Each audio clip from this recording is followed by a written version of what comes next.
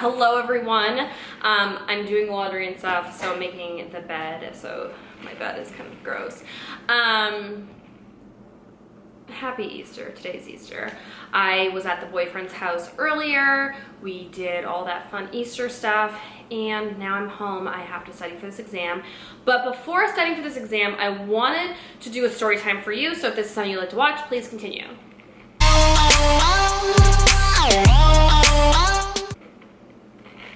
Okay, so I'm gonna be doing a story about, there was this girl when I was in high school. So when I was a senior, she was a freshman, I believe she was a freshman or sophomore, but I'm pretty sure she was a freshman. So she was younger than me, and everybody would say that she was like my clone. Everyone would call her my clone. Everyone would say, like, all of the teachers would say that she was like a young me. The teachers would say, oh, you know, you're exactly like Kristen, blah, blah, blah. Everywhere, everyone, and we would tell everyone we were sisters, and I've always wanted a sister, and she always wanted a sister, so it just worked out really well. We would tell everyone we were sisters. I loved this girl so, so much. And I think it's like, when you have strong feelings for somebody, you do not look at them as, I guess, bad, even though you might know that they're like not the best person.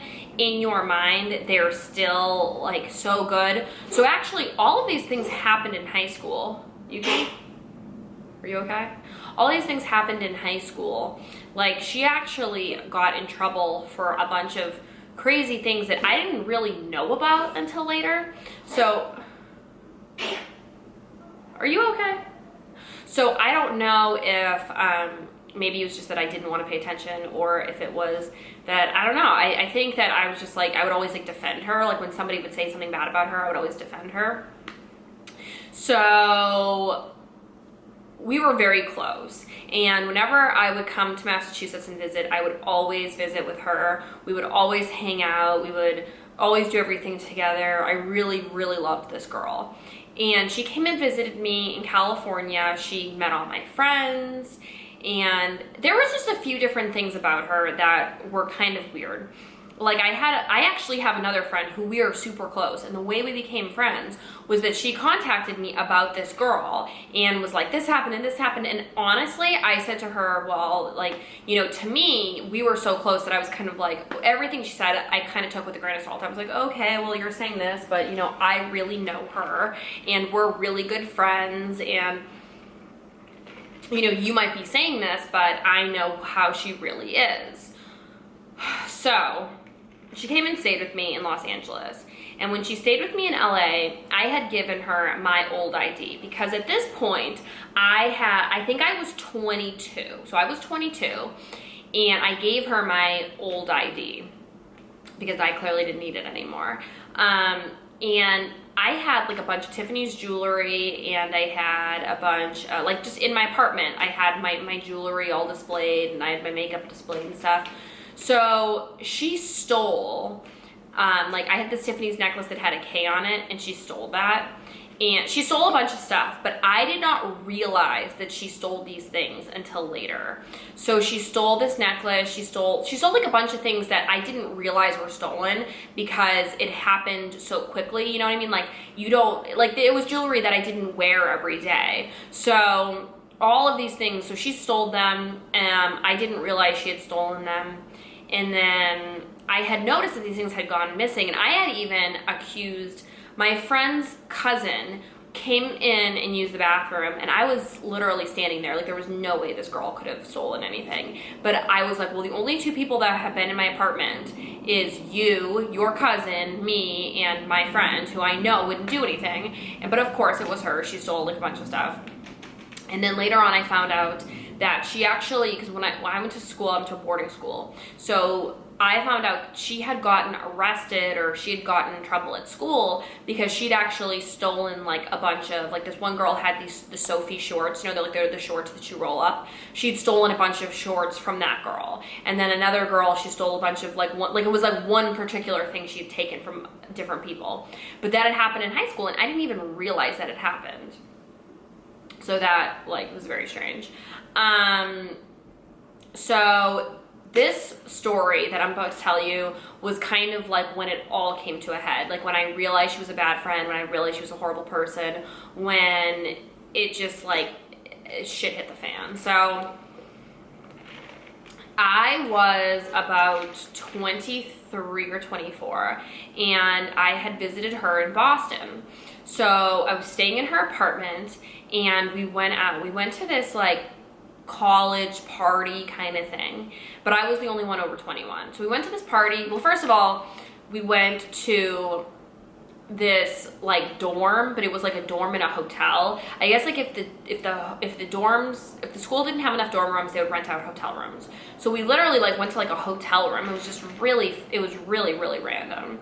But we went to this hotel room and it was like this party and everybody was just really lame. Like it was like these really lame guys, and then it was like her and me and all this stuff. And when we were at this hotel, I noticed that she was like stealing stuff from these guys, and it was like really weird stuff. It was like kind of like, it was klepto things, but it was very strange. Like she stole like a magnet off the fridge, and then she stole like one of the guy's hats. Like she stole a hat and put it in her bag, and then she like stole someone's like t-shirt, like a dirty t-shirt that was on the ground, like put it in her bag. And the way she was doing it was so like without even thinking. It was just like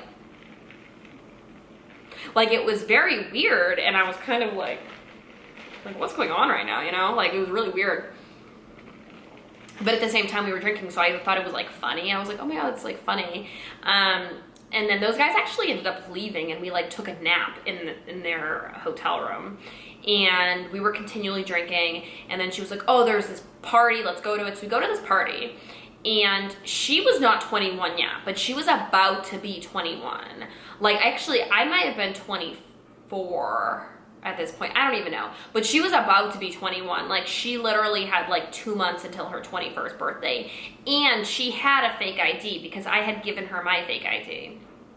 So earlier in the day, I was buying us alcohol, and she was like, oh, can I see your ID? And she literally looked at my ID and she goes, I look just like your picture. I could totally pass for you on your ID. And I was like, I know, you totally could pass for my ID.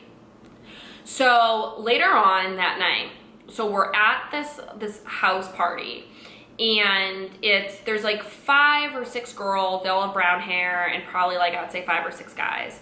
So I had like my Louis Vuitton Speedy bag with me, and she also had commented something about my bag earlier about like, oh, I love your bag so much. Like I have the same, like she would say a lot of stuff that I knew was lies. She'd be like, oh my god, like I have like that same one, but I never use it. You know, or she'd be like, oh yeah, I actually have a Mercedes, I have a Mercedes-Benz car, but it's in storage, so I never use it. Like she would say like kind of weird stuff like that all the time, which like I knew wasn't true.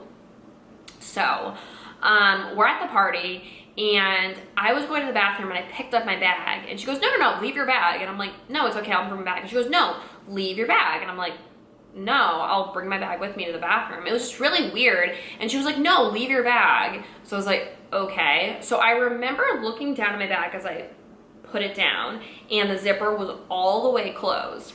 I went to the bathroom, I came back, and the zipper was halfway done, and the little like thing was open, the little like, on the zipper, the little like leather thingy, I don't know. So that was up. So I immediately noticed my bag had been tampered with. So I grabbed my bag, and I looked at her and I go, Lauren, who has been near my bag? She goes, no one, just me. And I'm like, so I opened my bag, my wallet was open, my ID was gone, my credit cards were gone, all of my cash was gone. And I had, I think like three 20s, so I had like $60 in there. But I was like, Lauren, my money, my ID is gone. And I really didn't care about the money. It was more about my ID. But also, she was saying that nobody went near my bag. I was gone for 2 minutes. And in my mind, I was like, there was no way that practically my sister, would have stolen my ID or my money. Because to me, we were family. And it was so weird. Like, I not in a million years thought that she could have stolen. Like, I don't know what was wrong with me. I was just so naive. I was so naive to the fact that this girl that I had known for so many years, that I told so many people she was like my blood relative, that we'd spent every night on the phone. I was so naive to the fact that she could just be like a thief who was a bad person.